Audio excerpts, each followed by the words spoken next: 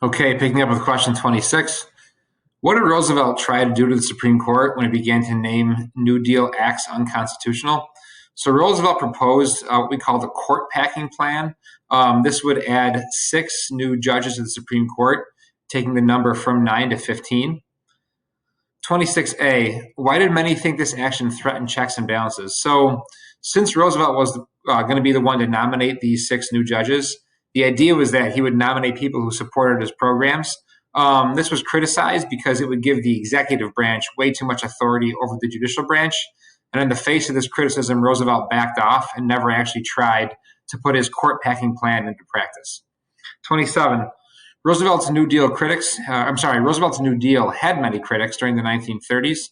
Explain the complaints of each of the following. The American Liberty League was a political organization that really opposed the New Deal overall. They felt there was too much government involvement in society, too much government involvement in the economy, and was too much of an approach to socialism. B, Dr. Francis Townsend also believed the New Deal didn't do enough. He wanted to actually increase payments to the elderly up to $200 a month. His idea actually didn't happen, but his ideas do influence the Social Security system, which was put in place later on. C, Father Charles Coughlin. Father Coughlin believed also the New Deal didn't do enough.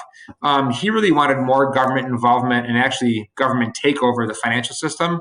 He wanted government ownership of banks and more regulations overall over that system. And finally, Senator Huey Long also didn't believe the New Deal did enough. He thought the federal government should really, really heavily tax the wealthy and tax upper income earners, and then use that tax revenue to help out people directly by giving them a house, a car, and a guaranteed yearly income. 28. In what ways did the New Deal increase the involvement of the government in the economy and in the daily lives of Americans? So really by 3 ways. The New Deal provided direct relief to people. It used the federal government money to give people jobs.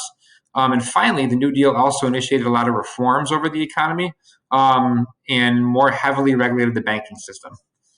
Finally, 29, explain the importance of each of the following. A, the Great Migration. The Great Migration was the large-scale movement of African Americans from the South to the North.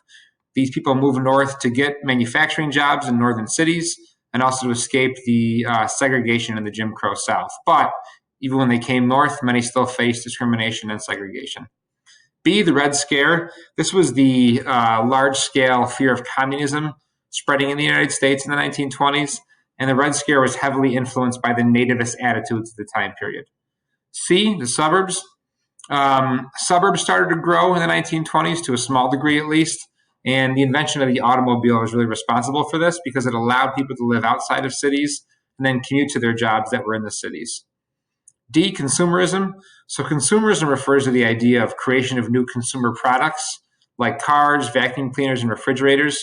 So the creation of these products, coupled with a growing economy in the 1920s, plus the ability to buy things on credit, created high demand for products and a lot of jobs in the 1920s. E, Langston Hughes. He was a poet that was known for his work during the Harlem Renaissance in the 1920s. F, Hoovervilles. So Hoovervilles were shanty towns of kind of homeless or jobless people who set up these large encampments during the Great Depression. Hoover didn't create these, but he was blamed for them, hence they got the nickname Hoovervilles. G, deficit spending. The idea of deficit spending is when the government spends more money than it takes in taxes. FDR utilized deficit spending to help pay for the New Deal programs that he initiated and to help pump money into the economy to fight the Great Depression. Finally, H, World War II production. So during World War II, many consumer industries had to switch over to producing things like planes and bombs and tanks and guns. And the large-scale federal spending on this wartime production, which gave jobs to millions and millions of people, was really the final thing that helps end the Great Depression.